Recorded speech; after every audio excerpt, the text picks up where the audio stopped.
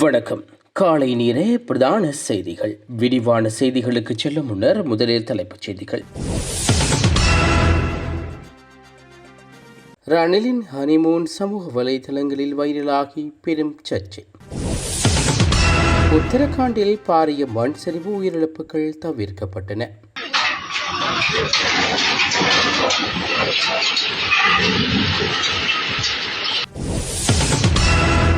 யாழ்ப்பாணம் சர்வதேச விமானத்தில் வந்த மாற்றம்.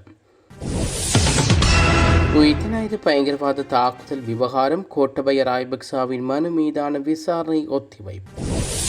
வெள்ளத்தில் அடித்துச் செல்லப்பட்ட எரிவாயு சிலிண்டர்கள் அள்ளிச் சென்ற பொதுமக்கள். இராணுவ கட்டுப்பாட்டில் உள்ள பொதுமக்களின் காணிகளை விடுவிக்க ஜனாதிபதி தீர்மானம்.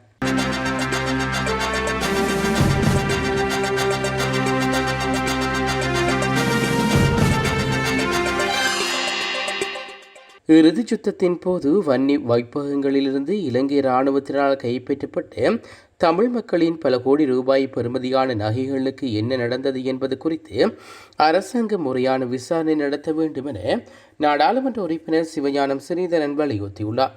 நாடாளுமன்றத்தில் இன்று நடைபெற்ற நிதி தாக்கல் தடுப்புச் திருத்த சட்டம் மூலம் மீதான விவாதத்தில் கலந்து கொண்டு உரையாற்றிய போதே அவர் இதனை தெரிவித்துள்ளார்.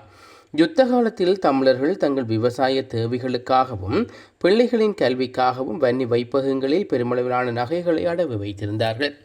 இறுதி யுத்தத்தின் போது அந்த நகைகள் அடங்கிய கொள்கலன்களை அப்போதைய பாதுகாப்பு செயலாளர் கோட்டபய ராஜபக்சவின் உத்தரவின் பேரில் இராணுவத்தினர் பொறுப்பேற்றதாக பீல்ட் மாஸ்டர் சரத் பொன்சேகா பலமுறை பகிரங்கமாக ஒப்புக்கொண்டுள்ளார் என நாடாளுமன்ற உறுப்பினர் சிவஞானம் ஸ்ரீதரன் மேலும் தெரிவித்துள்ளார். உயிர்த்தினாயுத பயங்கரவாத தாக்குதல் தொடர்பான விசாரணைகளிலிருந்து தாம் கைது செய்யப்படுவதை தடுத்து உத்தரவிடக் கோரி முன்னாள் ஜனாதிபதி கோட்டபய ராஜபக்ச தாக்கல் செய்த எழுத்தாணை மனு மீதான மேலதிக விசாரணைகள் ஒத்திவைக்கப்பட்டுள்ளன. குறித்த மனு மீதான விசாரணையை எதிர்வரும் 23ஆம் தேதி வரை ஒத்திவைக்க மேன்முறையீட்டு நீதிமன்றம் இன்று உத்தரவு பிறப்பித்துள்ளது. மேன்முறையீட்டு நீதிமன்ற தலைவர் நீதியரசர் ரோஹந்த் அபேசூரிய மற்றும் நீதியமைச்சர் சரத் திசநாயக்க ஆகியோர் அடங்கிய அமர்வு முன்னிலையில் இன்று 4வது நாளாகவும் விசாரணைக்கு எடுத்துக் கொள்ளப்பட்டது. இன்றைய தினம் மனு விசாரணைக்கு எடுத்துக் கொள்ளப்பட்ட போது பிரதிவாதிகள் சார்பில் முன்னிலையான பிரதி மண்டாரிகள் நாயகம் சுகர்தி ஹெரத் விடயங்கள் தொடர்பில் மேலதிக சமர்ப்பணங்களை முன்வைத்தார். அதைத் தொடர்ந்து குறித்த மனு மீதான மேலதிக விசாரணைகளை எதிர்வரும் 23ஆம் தேதி வரை ஒத்திவைப்பதாக நீதிமன்றம் அறிவித்துள்ளது. யாழ்ப்பாண பல்கலைக்கழகத்தில் பேராசிரியர் உட்பட 2 மீது சுமத்தப்பட்டுள்ள அவதூறு குற்றச்சாட்டுகள் குறித்து விசாரணைகளை துரிதப்படுத்துமாறு வலியுறுத்தி இன்று பல்கலைக்கழகம் ஒன்றில் கவனஈர்ப்பு போராட்டம் ஒன்று முன்னெடுக்கப்பட்டுள்ளது. குறித்த பேராசிரியர் மீதான குற்றச்சாட்டுகள் குறித்து விசாரணை நடத்த பல்கலைக்கழக மட்டத்தில் குழு ஒன்று அமைக்கப்பட்டு விசாரணைகள் இடம்பெற்று வருவதாக ஆர்ப்பாட்டத்தில் ஈடுபட்டவர்கள் தெரிவித்துள்ளார்கள். எனினும் இந்த விசாரணைகள் காலதாமதமாக நடைபெறுவதாக குற்றஞ்சாட்டியே போராட்டக்காரர்கள் வீதிக்கு இறங்கியுள்ளார்கள். போராட்டத்தில் ஈடுபட்டவர்கள் பல்கலைக்கழக வளாகத்துக்கு முன்பாக பல்வேறு கோஷங்களை எழுப்பியும் பதாதைகளை ஏந்தியும் தமது எதிர்ப்பை பதிவு செய்துள்ளார்கள். யாழ்ப்பாணம் சர்வதேச விமானத்தின் கட்டுப்பாட்டு கோபுரத்தில் புதிய வேன் கண்காணிப்பு திரைமுறைமை வெற்றிகரமாக நிறுவப்பட்டுள்ளது. விமான நிலையம் மற்றும் விமான சேவைகள் நிறுவனத்தின் மின்னணு மற்றும் வான்வழி ஊடுருவல் பொறிவியல் பிரிவினால் இந்த நவீன தொழில்நுட்பம் நடைமுறைப்படுத்தப்பட்டுள்ளது. இதன் புதிய முறைமையானது நீண்டகாலமாக நிலவி வந்த செயற்பாட்டு தேவைகளை பூர்த்தி செய்யும் வகையில் அமைக்கப்பட்டுள்ளது. இதன் மூலம் வான்பரப்பு குறித்த விழிப்புணர்வு மேம்படுவதுடன் இந்தியாவில் அண்மித்த விமான தகவல்கள் பிராந்தியத்திலிருந்து வரும் விமானங்களை வான் போக்குவரத்து கட்டுப்பாட்டாளர்கள் துல்லியமாக அடையாளம் காணும் திறன் வலுப்படுத்தப்பட்டுள்ளது. பாதுகாப்பு மற்றும் செயற்பாட்டு மேம்பாடுகள் சவால்களை முறியடித்தல் கட்டுப்பாட்டு கோபுரத்தில் உயரம் குறைவாக இருப்பதால் மோசமான காலநிலையில் விமானங்களை நேரில் கண்டறிவதில் கட்டுப்பாட்டாளர்கள் எதிர்கொண்ட சவால்கள் இந்த புதிய முறைமையின் மூலம் நீக்கப்பட்டுள்ளது. இது செயற்பாட்டு முறைமையை உறுதி செய்கிறது. தொழில்நுட்ப ஒருங்கிணைப்பு பண்டாரநாயக்க சர்வதேச விமான நிலையத்தின் நேர தரவுகள் பிதிர்வுகள ரேடர் மற்றும் ADSB தரவுகள் என பல கண்காணிப்பு உள்ளீடுகள் இந்த முறைமைகளோடு இணைக்கப்பட்டுள்ளன. இதன் மூலம் விமானங்களின் இருப்பிடத்தை மிகவும் நம்பகத்தன்மையுடன் துல்லியமாகவும் தொடர்ச்சியாக கண்காணிக்க முடியும். இந்த நவீன கண்காணிப்பு திறன் வான் போக்குவரத்து கட்டுப்பாட்டாளர் மற்றும் விமான ஓட்டுநர் விரைவாக மற்றும் சரியான முடிவுகளை எடுக்க பெரிதும் துணை புரியும். இதன் மூலம் வான் போக்குவரத்து பாதுகாப்பு அபாயங்கள் குறைக்கப்பட்டு விமான நிலையத்தின் ஒட்டுமொத்த செயற்பாட்டு திறன் மேம்படுத்தப்பட உள்ளதாக விமான நிலையம் மற்றும் விமான சேவைகள் நிறுவனம் தெரிவித்துள்ளது. மேற்கு இந்தியாவில் பெய்து வரும் கனமழை மற்றும் கடுமையான வெள்ளப்பெருக்கில் ஆயிரக்கணக்கான சமையல் எரிவாயு சிலிண்டர்கள் வெள்ள நீரில் அடித்துச் செல்லப்பட்டுள்ளன. ஈரான் மீதான அமெரிக்கா மற்றும் இஸ்ரேலின் போர் காரணமாக சமீப காலமாக நாட்டில் கடுமையான எரிவாயு தட்டுப்பாடு நிலவி வந்த சூழலில் இந்த சிலிண்டர்கள் வெள்ளத்தில் அடித்துச் செல்லப்பட்டது பொதுமக்களிடையே பெரும் கவலையை ஏற்படுத்தியுள்ளது.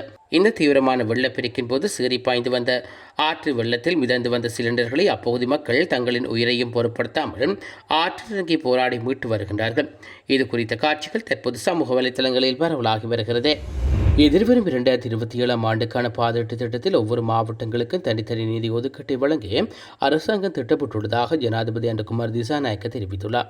மத்திய அரசின் அனுமதி மற்றும் காலதாமதங்கள் தவிர்த்து மாவட்ட மட்டத்திலான அவசர பாலம், வீதி மற்றும் கட்டட புனரமைப்பு பணிகள் மாவட்ட செயலாளர்களூடாக நேரடியாக முன்னெடுக்கப்படும் வகையில் இந்த நிதி ஒதுக்கீடு வழங்கப்பட உள்ளது. யுத்தத்தினால் இடம்பெயர்ந்த 13,000 குடும்பங்களுக்கு அடுத்த ஆண்டில் மீள்குடியேற்ற திட்டமிடப்பட்டுள்ளதாகவும் இவர்களின் வீட்டு பிரச்சினையை விரைவாக தீர்ப்பதே அரசாங்கத்தின் எதிர்பார்ப்பு எனவும் ஜனாதிபதி தெரிவித்துள்ளார். அத்துடன் தரமான அரசு சேவையை வழங்குவதற்காக அரசு துறையில் விரிவான மறுசீரமைப்புகளை மேற்கொள்ளவும் செயற்திறனற்ற நிறுவனங்களை அகற்றுவதற்கும் தீர்மானிக்கப்பட்டதுடன் சுகாதார மற்றும் கல்வி உள்ளிட்ட அத்தியாவசியமான துறைகளில் உள்ள வெற்றிடங்களை நிரப்பவும் நடவடிக்கை எடுக்கப்பட்டுள்ளது. மேலும் சிறைச்சாலைகளில் நிலவும் நெருக்கடிகள் காரணமாக ரசாயன பகுப்பாய்வு அறிக்கை தாமதப்படுத்தலை தவிர்க்க இந்த திணைக்களத்தில் உள்ள வெற்றிடங்களை விரைவில் நிரப்பப்படும் என்றும் அவர் குறிப்பிட்டுள்ளார். அதிக ஆபத்துள்ள பகுதிகளில் மீள்குடியேற்றுவதை தவிர்க்கவும் அப்பகுதிகளில் மின்சாரம் மற்றும் நீர் போன்ற அடிப்படை வசதிகளை வழங்க வேண்டாம் எனவும் பிரதேச செயலாளர்களுக்கு அறிவுறுத்தப்பட்டுள்ளது. வெள்ளம் மற்றும் மண்சரிவு அபாயம் உட்பட பகுதிகளில் வாழும் மக்களை பாதுகாப்பான இடங்களில் மீள்குடியேற்றும் வேலை திட்டம் நடைமுறைப்படுத்தப்படும் எனவும் ஜனாதிபதி குறிப்பிட்டுள்ளார். அரசியல் தேவைகளுக்காக முறையற்ற விதத்தில் ஆரம்பிக்கப்பட்டு இடையில் கைவிடப்பட்ட வீடமைப்பு திட்டங்களை கண்டறிந்து அவற்றை நிறைவு செய்வதற்கான வேலை திட்டம் முன்னெடுக்கப்பட உள்ளதுடன் இராணுவ கட்டுப்பாட்டில் உள்ள மக்களின் காணிகளை விடுவிக்கவும் ஏனைய விசாலமான காணிகளை முதலீட்டுக்காக பயன்படுத்தவும் தீர்மானிக்கப்பட்டுள்ளது. அதேவேளை வனவிலங்குகள் மற்றும் வனஜீவராசிகளில் பாதிக்கப்படாமல் நிலங்களுக்கு பயிற்சியை வழங்குவதை உறுதி செய்யுமாறு ஜனாதிபதி இதன்போது வலியுறுத்தியுள்ளார். இந்திய ரயில்வே நந்திகிராம் எக்ஸ்பிரஸ் ரயிலில் முதல் வகுப்பு குளிரூட்டப்பட்ட பெட்டியொன்றில் பூக்கள் மற்றும் ரோஜா இதழ்களால் அலங்கரிக்கப்பட்ட காணொலி ஒன்று சமூக வலைதளங்களில் பெரும் சர்ச்சையை ஏற்படுத்தியுள்ளது. ஜூலை 6 அன்று ரயிலின் 11:00 நந்திகிராம் எக்ஸ்பிரஸில் இந்த நடந்த சம்பவம் அங்கு முதல் ஏசி கூபே பேலன்கள், ஆயிரக்கணக்கான ரோஜா இதழ்கள் மற்றும் ஐலஜ் செய்திகளால் அலங்கரிக்கப்பட்டது. இது தொடர்பில் இந்திய ரயில்வே எக்ஸ் தளத்தில் வெளியிடப்பட்டுள்ள அறிக்கையில் ரயில்வே மண்டலம் கூறியிருப்பதாவது: ஜூலை 6, 2026 அன்று நந்திகிராம் எக்ஸ்பிரஸ் வண்டியின் 11:02 ரயில் பயணித்த தம்பதியினர் தங்கள் முதல் வகுப்பு ஏசி பட்டியையும் அலங்கரிப்பதற்காக இணையம் வழியாக ஒரு அலங்கரிப்பு பணியாளரை தனிப்பட்ட முறையில் ஏற்பாடு செய்திருந்தார்கள். ஜால்னா நிலையத்தில் அந்த பணியாளர் ரயில் பெட்டிக்கு நுழைந்து உரிய அனுமதியின்றி மேற்கொள்ளப்பட்ட இது செயலாகும். இது பாதுகாப்பில் ஏற்பட்ட தீவிரமான குறைபாடாக கருதப்படுகிறது. இது தொடர்பாக சம்பந்தப்பட்ட ஊழியர் பணி இடைநீக்கம் செய்யப்பட்டுள்ளார். மேலும் விரிவான துறை ரீதியான விசாரணைக்கும் உத்தரவு பிறப்பிக்கப்பட்டுள்ளது. விசாரணையின் முடிவுகளின் அடிப்படையில் தகுந்த நடவடிக்கை எடுக்கப்படும் என்றும் கூறியுள்ளார். இந்த செயலுக்கு பொதுமக்கள் கடும் விமர்சனங்களை முன்வைத்து வருகின்றனர்.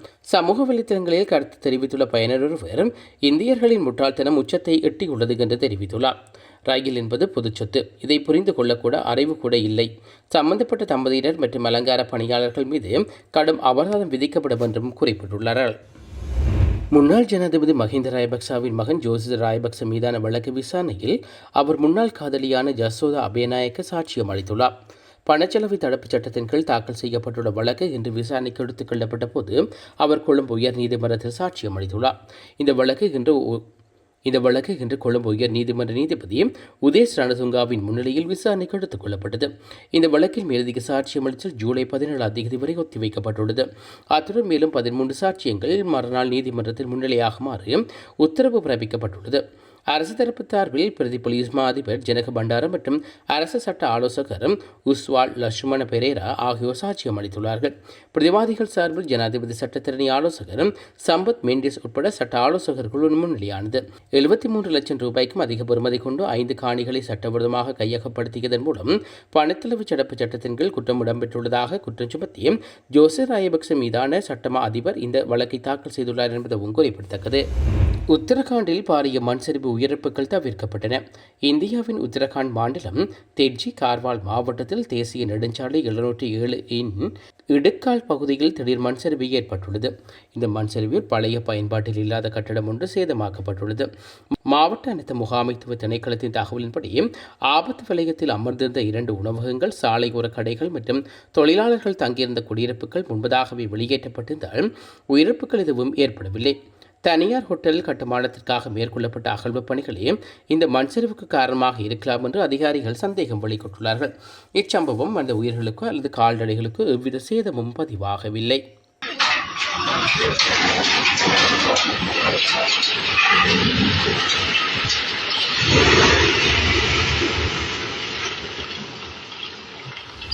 அமெரிக்க ராணுவம் ஈரான் மீது மீண்டும் வான்வழி தாக்குதல்களை நடத்தியுள்ளதாக தெரிவிக்கப்படுகிறது. கப்பல் போக்குவரத்துக்காக தோஷ்முஸ் நீரிணையை திறந்து வைப்பதே இந்த தாக்குதலின் நோக்கம் என்றும் அமெரிக்கா தெரிவித்துள்ளது. இந்த வாரத்தில் நடத்தப்படும் 2வது இரவு நேர தாக்குதல் இதுவாகும். போரை முடிவுக்கு கொண்டு வருவதற்காக இடைக்கால ஒப்பந்தம் முடிவு வந்துவிட்டது என்று அமெரிக்க ஜனாதிபதி டொனால்ட் ட்ரம்ப் அறிவித்ததை தொடர்ந்து இந்த நடவடிக்கை எடுக்கப்பட்டுள்ளது. செவ்வாய்க்கிழமையன்று ஹார்முஸ் நீரிணை வழியாக சென்ற 3 சரக்கு கப்பல்கள் மீது ஈரான் நடத்திய தாக்குதலுக்கு பதிலடியாகவே இந்த தாக்குதல்கள் நடத்தப்பட்டுள்ளதாக ஜனாதிபதி ட்ரம்ப் கூறியுள்ளார். இதற்கிடையில் அமெரிக்காவின் இந்த புதிய உட்கட்டமைப்பு தாக்குதல்களுக்கு பதிலடியாக பைச்சான் மற்றும் குவைத்தில் உள்ள அமெரிக்க ராணுவ தளங்கள் மீது தங்கள் தாக்குதலை நடத்தியுள்ளதாக ஈரான் சில மணி நேரங்களுக்கு பிறகு அறிவித்துள்ளது. மேலும் ஈரானின் உன்னத தலைவரான அயதுல்லா அலி கமனேவியின் உடல் அந்நாட்டில் புதிய தளமான மஷாத் நகரில் இன்றைய தினம் அடக்கம் செய்யப்படும் என்றும் ஈரான் மேலும் அறிவித்துள்ளமை குறிப்பிடத்தக்கது. இத்துடன் இன்றைய பிரதான செய்திகள் நிறைவுக்கு வருகிறது. தொடர்ந்து நாளை காலை பிரதான செய்திகளோடு இணைந்து கொள்வோம். நன்றி. இதுபோன்ற செய்திகளை தெரிந்து கொள்ள யாழ் டிவி நியூஸ் சேனலை சப்ஸ்கிரைப் செய்து அருகே இருக்கிற பெல் பட்டனையும் கிளிக் செய்து கொள்ளுங்க.